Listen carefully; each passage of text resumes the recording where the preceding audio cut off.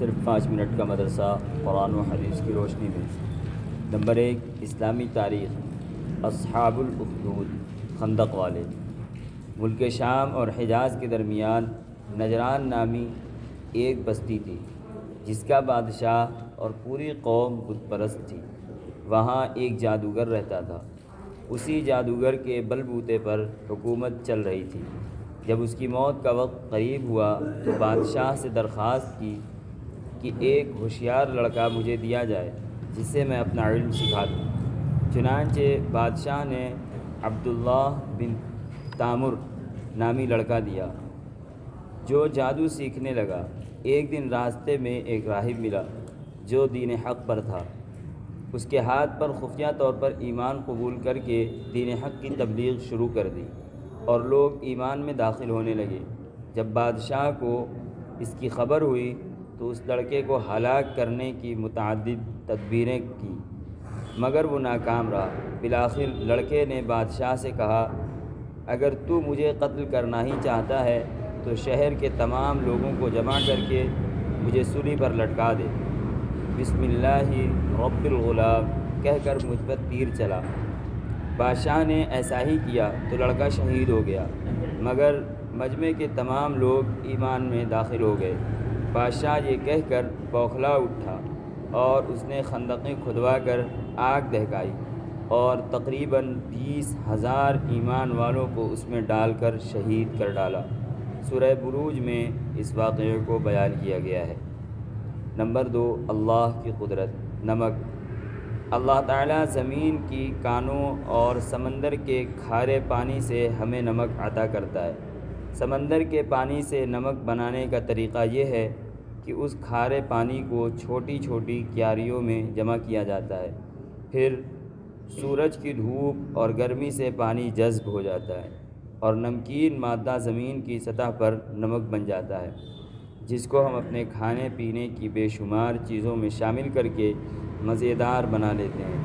بلا شبہ اللہ تعالیٰ ہی اپنی قدرت سے پانی کے اجزاء کو ختم کر کے ہمارے لیے نمک پیدا کرتا ہے۔ نمبر 3، ایک فرض کے بارے میں۔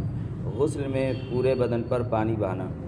رسول اللہ صلی اللہ علیہ وسلم نے فرمایا، جسم کے ہر بال کے نیچے ناپاکی ہوتی ہے، لہذا تم بالوں کو دھو اور بدن کو اچھی طرح صاف کرو۔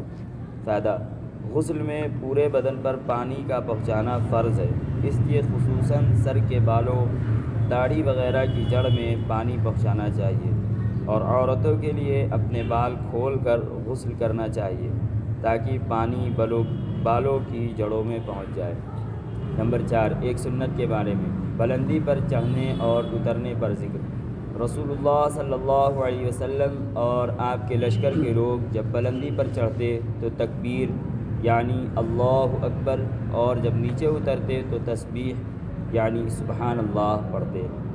نمبر 5، ایک اہم عمل کی فضیلت، اپنے اہل و عیال پر خرچ کرنا۔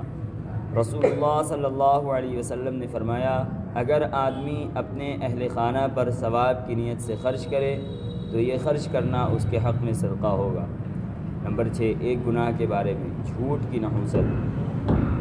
رسول اللہ صلی اللہ علیہ وسلم نے فرمایا، جب بندہ جھوٹ بولتا ہے تو فرشتہ اس کے جھوٹ کی بدبو کی وجہ سے 1 میل دور چلا جاتا ہے۔ نمبر 7، دنیا کے بارے میں، دنیا سے بے رغبتی کا فائدہ۔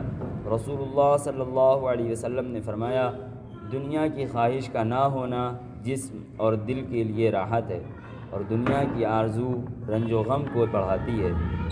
نمبر 8، آخرت کے بارے میں، قیامت کے دن آسمان کا پھٹنا۔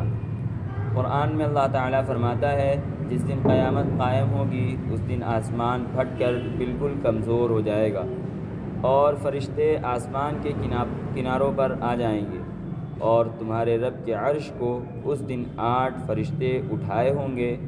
اس دن تم پیش کیے جاؤ گے تو تمہاری کوئی بات چھپی نہیں رہ سکے گی۔ نمبر 9، طب نبوی سے علاج۔ کھڑے ہو کر پانی پینا مضر ہے۔ رسول اللہ صلی اللہ علیہ وسلم نے کھڑے ہو کر پانی پینے سے منع فرمایا ہے۔ فائدہ: کھڑے ہو کر پانی پینا معدے کو نقصان پہنچاتا ہے، اس لیے اس سے بچنا چاہیے۔ نمبر 10 قرآن کی نصیحت۔ قرآن میں اللہ تعالیٰ فرماتا ہے اے ایمان والوں تم آپس میں ایک دوسرے کے مال کو ناحق طریقے سے مت کھاؤ مگر جو مال آپس کی رضامندی سے کی ہوئی خرید و فروخت سے حاصل ہو تو اس کو کھانے میں کوئی حرج نہیں۔ سبحان اللہ۔